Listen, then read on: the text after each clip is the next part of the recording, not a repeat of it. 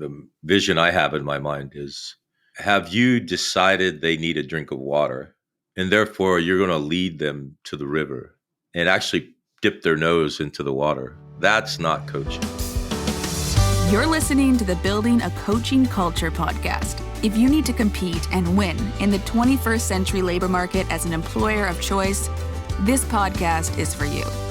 Each week, we share leadership development, coaching, and culture development insights from leading experts who are developing world-class cultures in their own organizations. And now, here's your host, J.R. Flatter.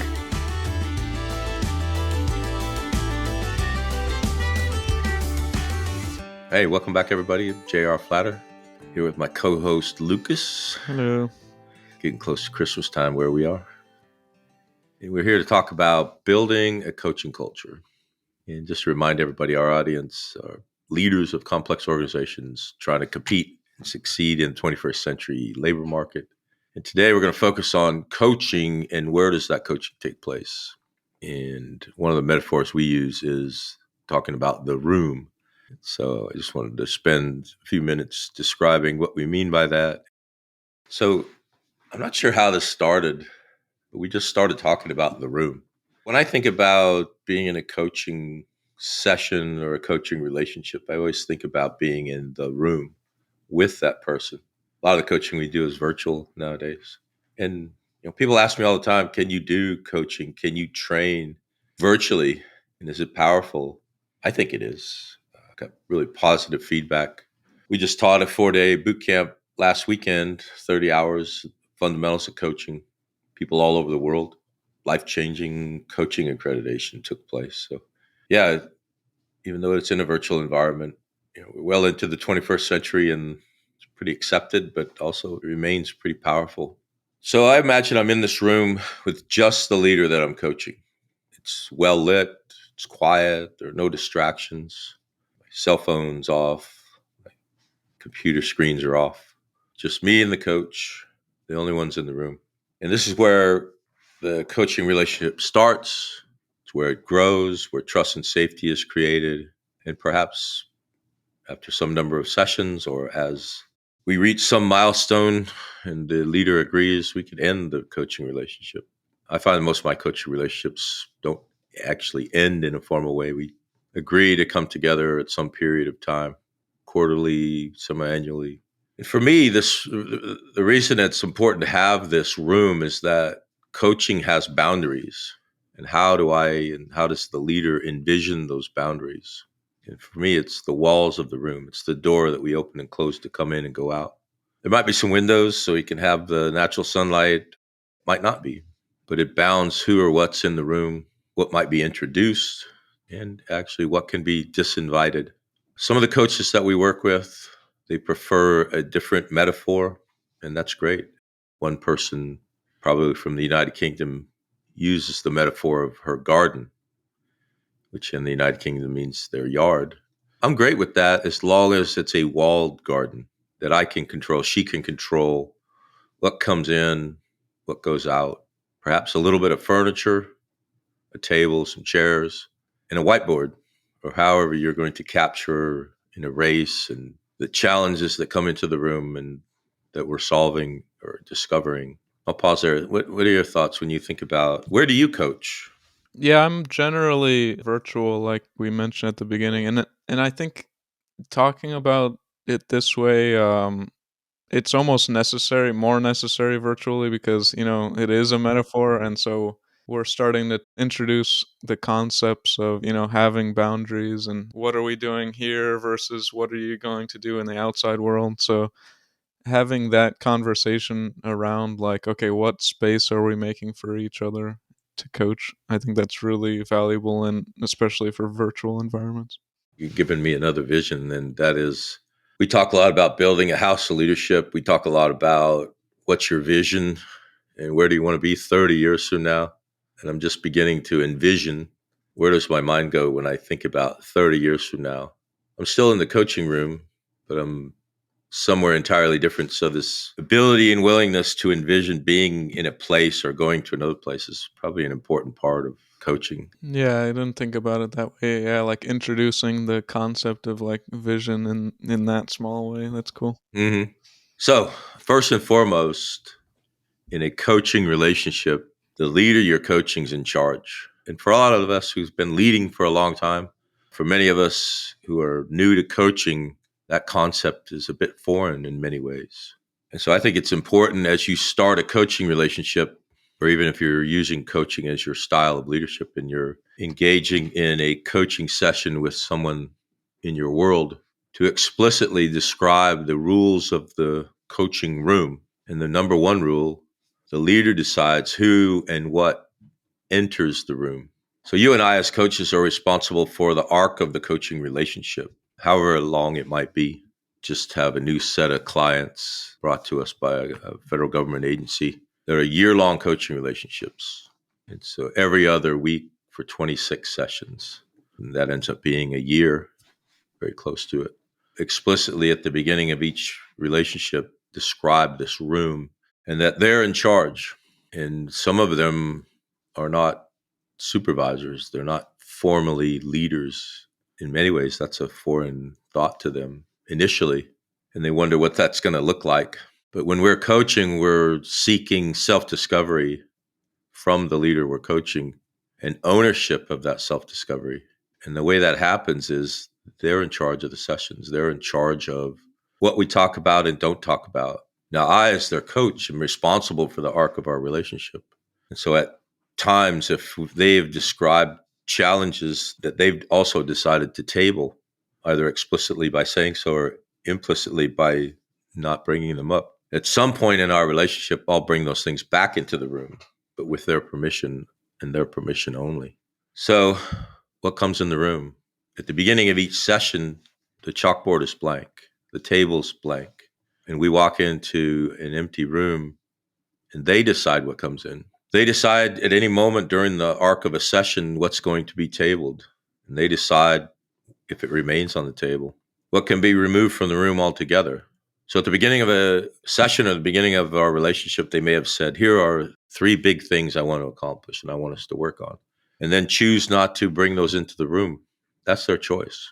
As the coach and responsible for the arc of the relationship, I'm going to eventually reintroduce those ideas, but with their permission. It's kind of tongue in cheek, but rule 2 of the room is see rule 1. The leader's in charge. What are your thoughts? It helps me think about the boundaries that are inherent in coaching, where I'm not going to introduce a concept or talk about a person that's not here, because Mm-hmm. it should be all coming from the coach. So like if I'm talking about somebody that they haven't mentioned yet, like I'm kind of imposing my imagination and, like like forming the basis for our conversation, and like we talked about in our neuro episode, like their perspective and my perspective, like neither of them are 100% based on reality, but in this particular room it's based on their reality and not mine. Yeah, that's a great point. Their reality, their house of leadership. And our role oftentimes is objectively observing that and saying, did you notice these 2 things might be related to one another? And being that objective observer. And I guess it'll help us, the more vivid that reality is, like the more details we can get from them, the more we're able to make those connections and observations. Yeah. So as the coach, what might we introduce into the room? One of the things that we teach and strongly recommend is a coaching agreement. For me, the coaching agreement is a conversation that takes place pre-coaching. Some coaches include it in the continuum of their coaching. No rights or wrongs. I like to be very explicit about separating the two, because when I'm talking about the coaching agreement with a potential leader that I'm potentially going to coach, I'm not a coach. I might be a businessman. I might be even a bit of a mentor at that point. So that's why I keep it pre-coaching. But once we're in the room, it becomes part of the arc of the relationship. And if there were things and projects and tasks associated that were identified in the agreement and the boundaries, as you said a moment ago, what is coaching and what isn't it? If something comes in the room that is not coaching, I'm not going to stop coaching unless it's immediately life-threatening or harmful. But I'm going to bring it into the room like Do you remember in our coaching agreement, we described where some of these boundaries might present themselves? And I think we've either come to one or are approaching one. But always asking permission. You'll hear me say that several times in this session, but also several times in any coaching relationship I'm in. Constantly asking permission because I'm not in charge. And also the competencies, ethics, and core values of coaching. So you and I align ourselves to the International Coaching Federation, and there are 8 core competencies that we bring into the room with us. I'm very explicit about them, talking about them. There are 40 plus sub-competencies within those 8 competencies, talking about them. The ethics of the practice of coaching, the ethics of ICF. Take a second, put my professor hat on and say there's a big difference between morality and ethics. Ethics is the organization. Morality is me. I don't bring my own morality into the room. It might be something we talk about in pre-coaching, that particular coaches might have boundaries of their willingness and ability to coach, legal boundaries, moral boundaries. But once we're in that room, the ethics of the ICF are what matter. And the morality of the leader I'm coaching. Where are their boundaries? Where are their moral boundaries? Those are certainly relevant. And the core values of coaching, core values of the leader's organization, wherever they might come from, whether it be a government agency, a not-for-profit business, a for-profit business. Those are things that I regularly bring into the room with permission. I like this concept of, bringing ICF, ideas into the room, because you can kind of say, like, this isn't coming from me. Like, this isn't me imposing my opinions in the room. It's me using this framework that we've agreed that, you know what ICF is, I know what ICF is. And it's kind of like a common language to speak. And it kind of takes your ego out of it. Like you mentioned, it's not your idea of like what's right and wrong. It's ICF. And it can kind of form the basis for like more complicated conversations, Yeah, in every class we teach, one of the slides in the deck is the core values, the ethics, the core competencies, every deck, every session that we teach. And in our approach template, which we have in every deck, it lists those things. And so it's very clear to everyone, whether they're learning from us or coaching with us, what those core values, competencies are, ethics. I think like the coaching agreement also, it can be kind of confusing if somebody is not that much aware of coaching, like having the conversation in like session 1 Sure. versus like, oh, we had a preliminary talk and you know what to expect. And it can kind of get muddled if you leave it for like, if you don't define that beforehand. Yeah, absolutely.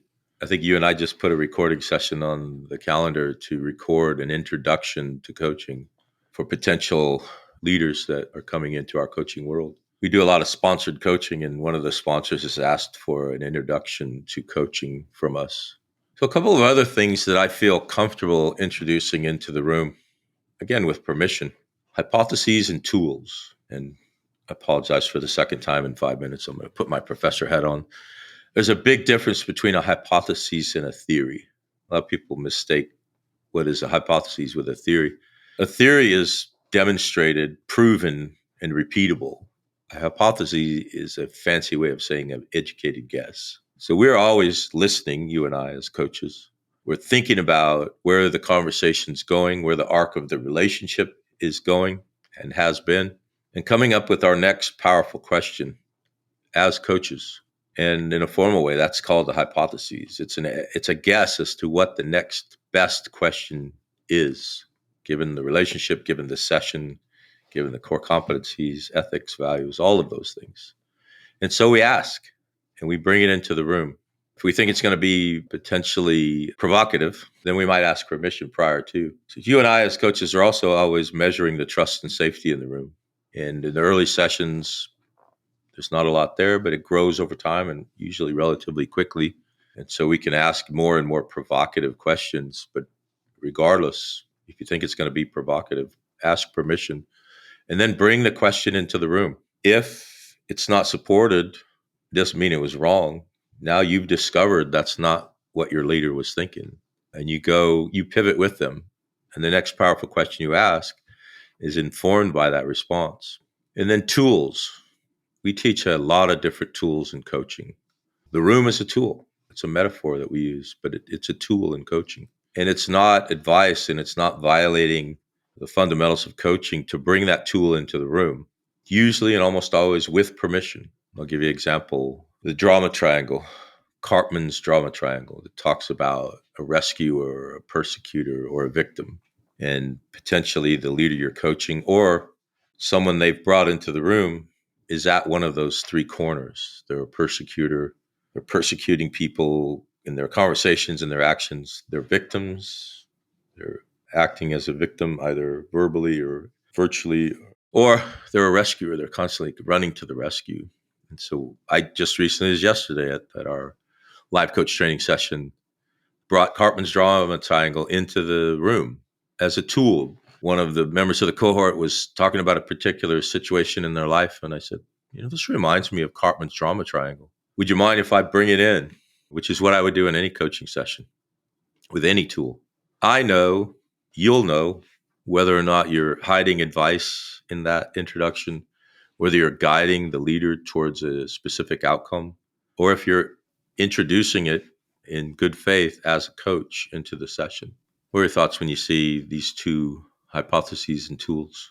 Yeah, I mean, there's a big difference between saying, you're the rescuer from the Cartman triangle. There's a difference between saying that and saying, oh, can we talk about this Mm-hmm. framework and let's kind of like explore it. And maybe they say, oh, I'm this point of the triangle, not this point, and Yeah, then absolutely. you learn from that. So yeah, it's easy to kind of like stumble on this. And I would think about it like in the way of like a physical trainer or something. Like they'll say, okay, let's pull this like rubber band tool into the session. They're not going to tell you a story about how awesome they did, or like, I just used this on my uncle, and like, it's like, no, they're just going to bring the tool in, and we're going to try to use it together. Yeah, the analogy I use, the vision I have in my mind is, have you decided they need a drink of water, and therefore you're going to lead them to the river and actually dip their nose into the water? That's not coaching. If you've decided that Cartman's drama triangle might help them discover what's going on in their situation or what's going on in their world, and then you've also assured yourself you're not leading them to the river for a drink of water, then you can introduce that tool. Time studies. What are you doing with your day and what are you doing with your week? You've brought into the room that you don't have time in your world to accomplish an important objective in your life. I might ask, where might you find white space in your world to create that time? Nowhere. I simply don't have it. Okay. Would you mind if you started keeping track of what you are doing with your time? Maybe we'll discover something. I have an idea in my mind as a fellow human being and someone who's time challenged that there might very well be room. And if they can't find room, then we might discover it's not that important of an objective. And so that's a tool that I'm not leading them to an outcome. I'm hopefully leading them to some discovery. That's a really good distinction. It's like, how much are we giving them more information about their problem, and like revealing more things that there might not be in the forefront of the issue, so versus here's the solution. Yeah, absolutely. Yeah. So a mentor might say, you know what, I did a time study and I found time. I'll bet you can do the same thing. And it might appear like a nuanced difference, but it makes all the difference in the world, because in the mentor, for right or wrong, I've grabbed the wheel and now I'm guiding the direction. As a coach, I'm very, very, very careful that your hands are firmly on the wheel and mine aren't. So a couple things to purposely and with permission disinvite from the room. A lot of leaders that we coach bring ghosts into the room.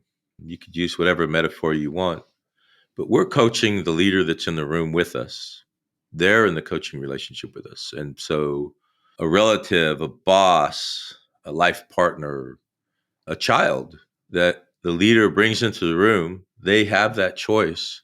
But you and I, as their coach, are coaching them. And oftentimes it's a distraction from what's in their control. What are their emotions about the challenge of the situation? And so oftentimes, especially if there's strong trust and safety in the room, I will ask to disinvite that person. Do you mind if we push this person out of the room and we focus just on you? Now, I recognize in these situations, whether I'm bringing a tool in or disinviting a ghost, requesting permission to disinvite a ghost, that they know I'm the coach. And more likely than not, they're going to say, yeah, that's a great idea. Let's do it. So when I'm in my pause, one of the things you and I teach is the powerful pause. One of the things I'm doing in that pause is thinking, is this the right next move in this coaching session and in our coaching relationship? And am I guiding? Am I purposefully directing? Yeah, there's some of that, but I'll do my best not to be that person that's guiding them to a drink of water. And then secondly, unfulfilled commitments. There's a case study that we do in our training deck, our catalog of training decks. I can't learn how to speak Spanish. It's related to this idea of self-limiting perceptions and self-limiting behaviors. That's an unfulfilled commitment. If year after year after year and session after session after session, I say, I'm really going to practice my Spanish this week. And you see that again and again as my coach, you might eventually say, we've talked about this several times, but we haven't ever gotten any closer. Is it really that important? Not a judgment, just an observation. It could be anything. Exercise, losing weight, fixing a relationship with someone. If you mention it again and again, or you just mention it once, maybe even in the coaching agreement, and then several sessions later, it hasn't come back into the room, that's an unfulfilled commitment. And as your accountability partner, I'm going to suggest perhaps we disinvite it. What are your thoughts on these two? So I was thinking, like, for the first one, when you have somebody that the client is bringing up, or the leader is bringing up repeatedly, you might even, like, in the background, you're thinking like, okay, like, this is more about you than that person, so I'm gonna coach you from that angle. But what the question in, like, asking, can we explicitly move on? Can we explicitly disinvite this person? Revealing, oh, this is the coaching strategy that I'm taking, and you're making it more transparent to the leader. So, I'm going to ignore this person, whether, whether we agree on this or not, but it's kind of like, I'm setting up the expectation for you.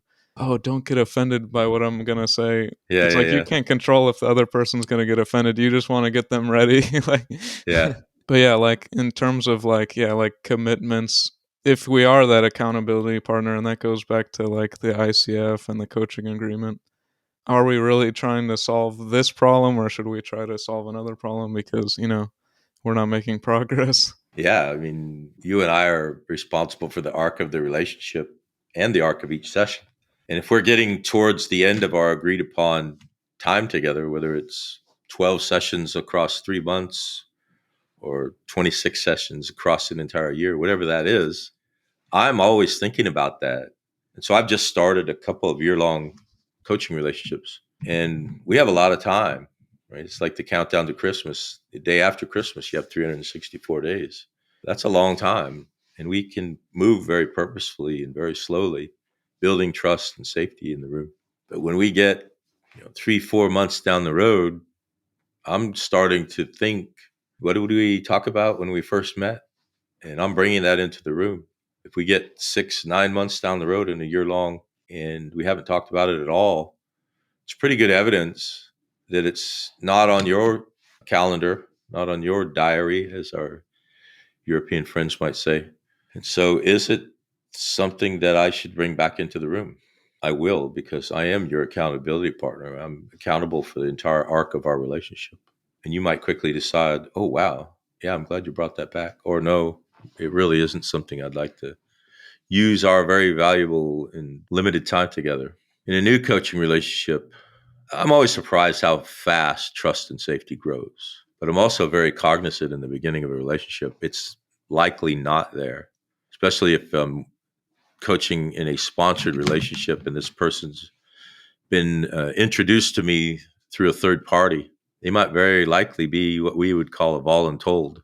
I've been told I need a coach, and it's our responsibility to grow that trust and safety. And the rules of the room are how we build that trust and safety. What does the leader want in the room as they start this relationship?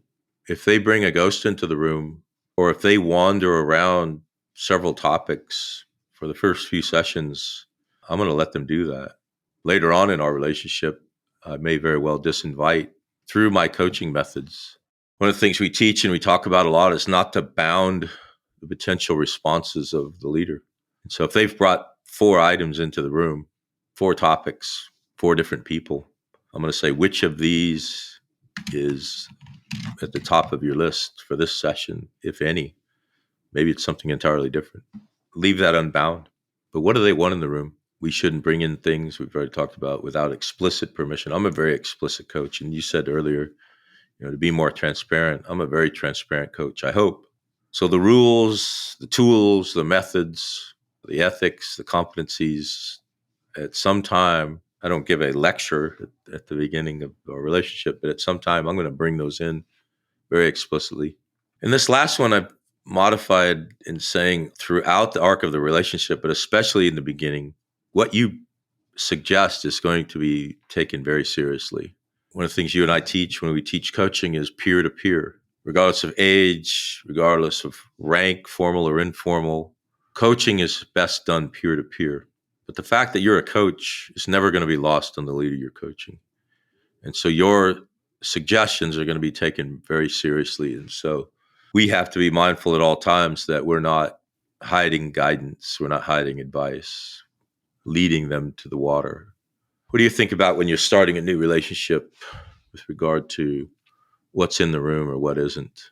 I think for me, I think a lot about like what kind of presentation I'm putting forth with myself. So, like, for example, like, I don't necessarily want to spend a lot of time in the first session telling you about, oh, this is who I am, this is my background. I have a son, I'm married. Like, that stuff might come up, like, as we keep going, and maybe we have a couple minutes here and there. But, like, at first, like, I want you to think, like, my strength as a coach is because, like you just mentioned, I explicitly use this skill set, and this is how the relationship's going to go. I don't want to have an ego, and I don't want to like present myself as like, oh, this is my personality is going to take up a lot of space here.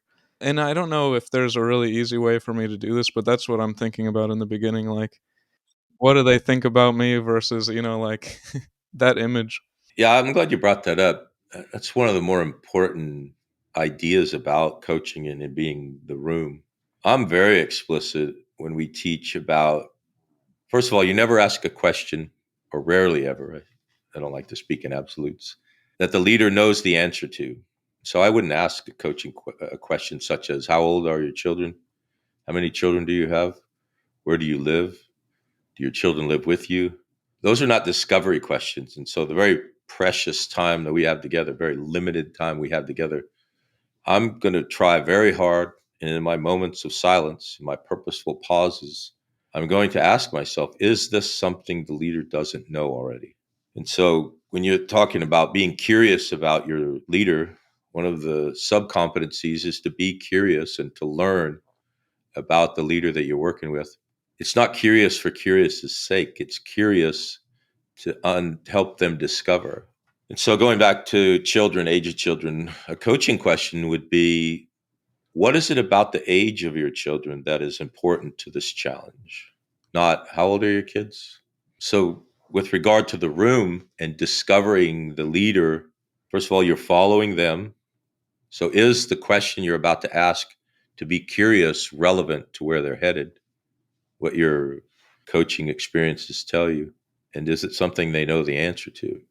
Yeah, and that just kind of sparked something where you think about like what is your question actually communicating? Because even in everyday questions like, "Oh, do you have kids? Are you married?" There's landmines like, "Oh, do you have kids? Mm-hmm. Oh, I did have kids." Or, "Are you married? Oh, I'm divorced now." It's like you don't know what person's journey, what they went through. So, like, Yeah. Yeah, absolutely. There are just some of those third rail questions. Age, when's the baby due? You just don't ask those questions, right? Yeah, whenever I see someone that I haven't seen for a long time and they're not with their life partner, I don't go there. How's fill in the blank doing these days? I just got a Christmas letter from one of our team members, And in the Christmas letter, we are no longer together. I wouldn't have seen that coming in a million years. But you're right. In our coaching, if we ask that question and it's not relevant, so it's backward looking discovery for discovery's sake on our behalf, and then they're no longer together, that's going to break trust and safety. Yeah, be very careful. I'm not a lawyer. I don't even know what it would like to be a lawyer, but I know that there are rules of evidence in trials, and there are rules of the room and who can introduce what. All right, finally, established coaching engagements. When you have that trust and safety, even when you do, be vigilant. You'll know, and only you'll know. Or if it is that transparent that the leader discovers it, you're going to destroy the trust and safety that you've built. If they see you guiding them, we do a lot of mentor coaching, and in the mentor coaching relationship, there are 2 practice final sessions and 1 final session where we say and affirm to the International Coaching Federation, you're good to go. One of the ways I know that you're guiding is if you ask rapid fire questions, and especially in a series, grab the reins, move in a direction, get to the river. I know you're guiding them to a drink of water. We need to be very, very mindful of not doing that. And we talked about a few times already, but in closing here, I wanted to just bring it up again. You're responsible for the arc of the session. So if it's a 50-minute session, I'm not watching the clock, and I hope my leader isn't watching the clock.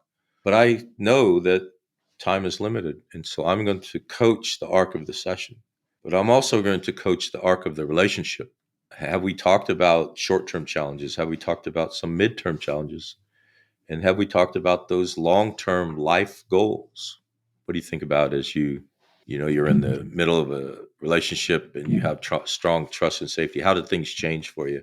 Sometimes, especially I've coached people that are, like training to be coaches and in the field, and sometimes as you get more comfortable with someone, they'll get more comfortable saying, "Okay, would you want to mentor me or give me advice now?" Or and it's kind of like a wink and a nod kind of thing, but like you said, be vigilant. It's like if you're taking somebody out on the racetrack and you're the professional driver and they say, "Can we go faster?" and you have to be the professional, "Oh, we're not going to do that. We're not going to do something that's not safe or, not in your best interest."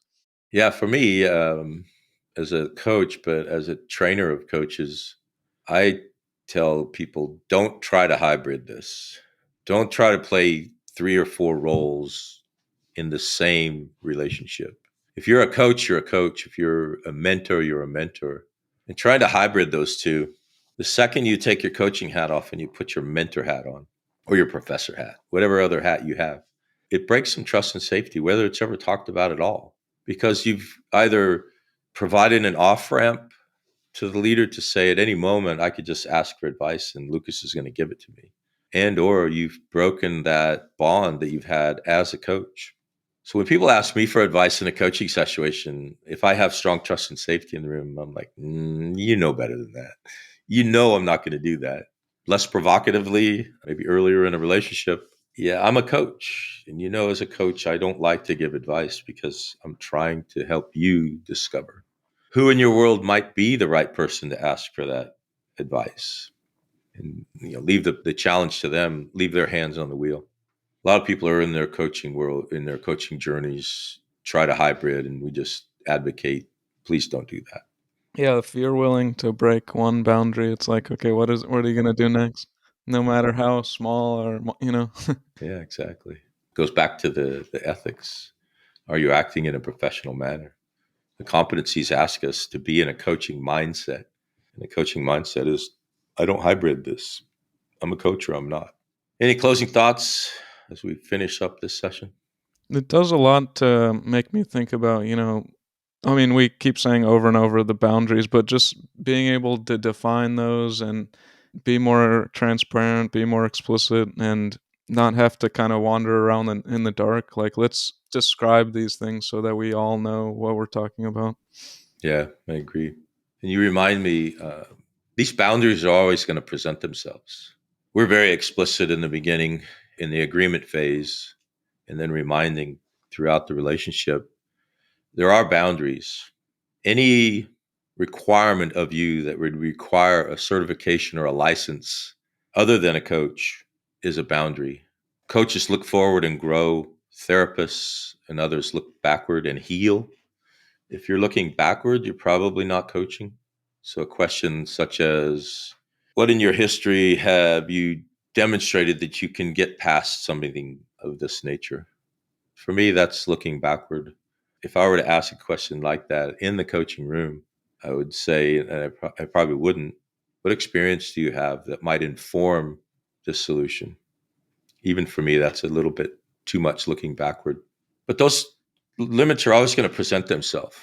I was coaching someone and we were in the middle of the arc of our relationship, and she brought into the room, I've just decided I'm going to leave my husband of 17 years.